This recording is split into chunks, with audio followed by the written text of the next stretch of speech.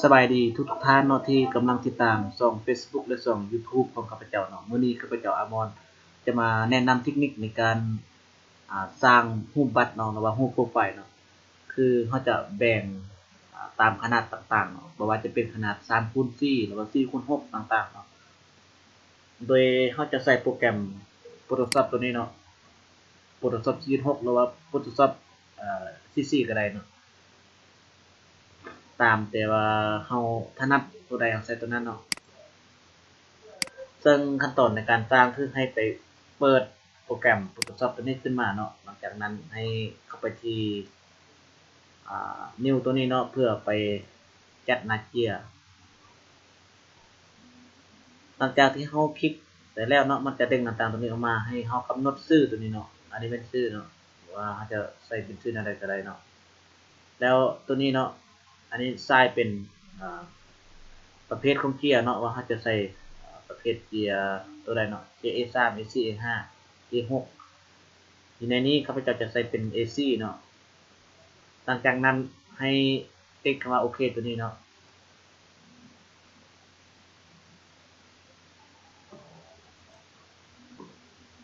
หลังจากนั้นเนาะมันจะได้ขนาดของ KXC ออกมาเนาะในขั้นตอนในการ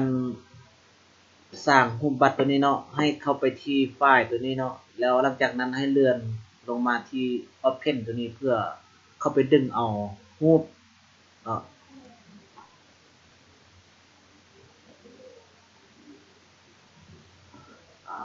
รูปตัวนี้เนาะมีหลากหลายรูปด้วยกันเนาะแต่ว่าข้าพเจ้าจะใส่ตัวอย่างรูปตัวนี้เนาะคืออยู่ในนี้มันจะบ่แม่นรูปขนาด3x4หรือว่า4x6เนาะมันจะบ่แม่นเนาะเขาจะฮู้ได้แนวใดเนาะเขาก็ต้องไปกดเบิ่งให้เข้าไปที่ image ตัวนี้เนาะหลังจากนั้นให้เลื่อนเข้าไปที่ image ตัวนี้ให้เบิ่งเนาะตัวนี้มันจะบ่แม่นขนาดของ JC เนาะอันนี้มันจะเป็นขนาดของเกียร์บ่ว่าเขาจะตั้งเป็นเกียร์ไว้นิ้วมันจะกำหนดเป็นเซนติเมตรตัวนี้เนาะคือ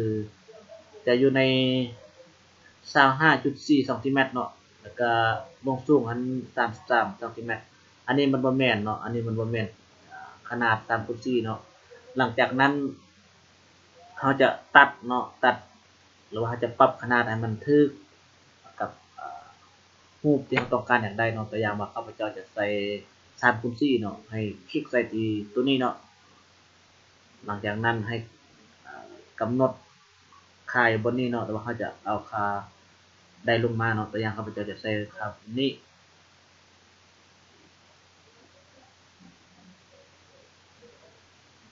โอเคหลังจากนั้นเนาะถ้าว่ารูปมันบ่เต็มจอเนาะให้คลิกใส่ตรงกลางตรงนี้แล้วเลื่อนลงมาเนาะเมื่อต้องการอยากได้ตามที่เรามักแล้วให้กดวางตรงนี้เนาะแล้วให้เลื่อนใส่ที่ตัวนี้เนาะอันนี้มันขนาดเนาะตัวอย่างตัวนี้เป็นขนาดของรูปตัวนี้เนาะมันจะมี1x1เนาะ4x5 8x11 4x3เนาะ5x7อันนี้เป็นขนาดเนาะถ้าว่าท่านใดที่ต้องการอยากได้ขนาด3x4เนาะให้ติ๊กใส่4x3ตัวนี้เนาะหลังจากนั้นมันจะได้เนาะจะได้ขนาดตามตัวนี้ถ้าว่าท่านใดที่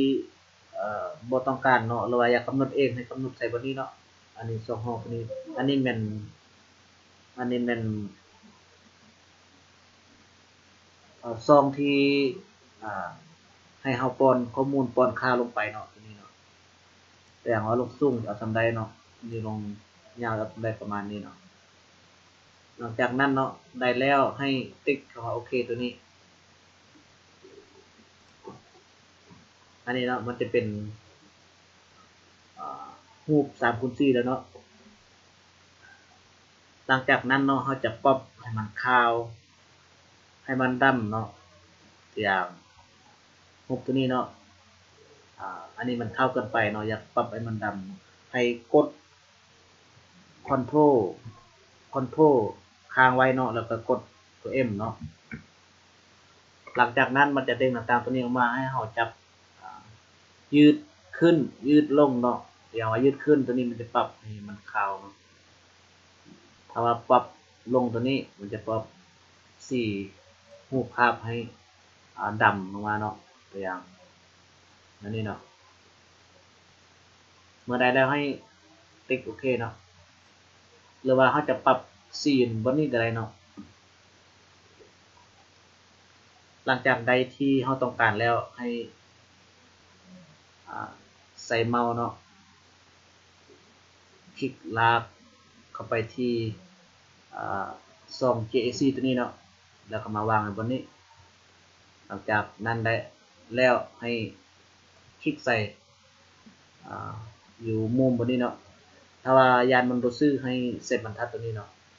ตัวอย่างข้าพเจ้าจะใส่บรรทัด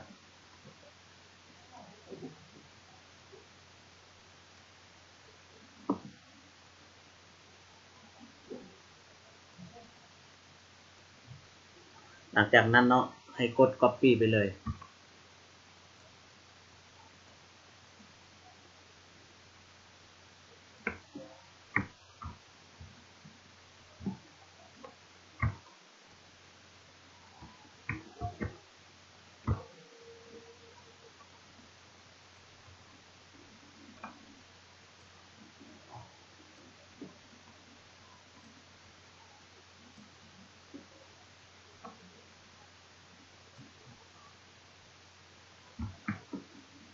อันนี้เนาะให้ซุ่มเบิ่ง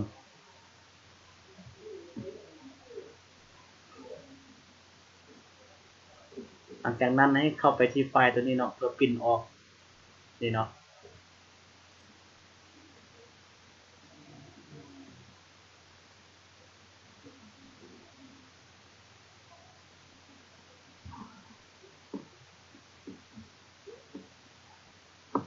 พิมพ์ออกเลยเนาะ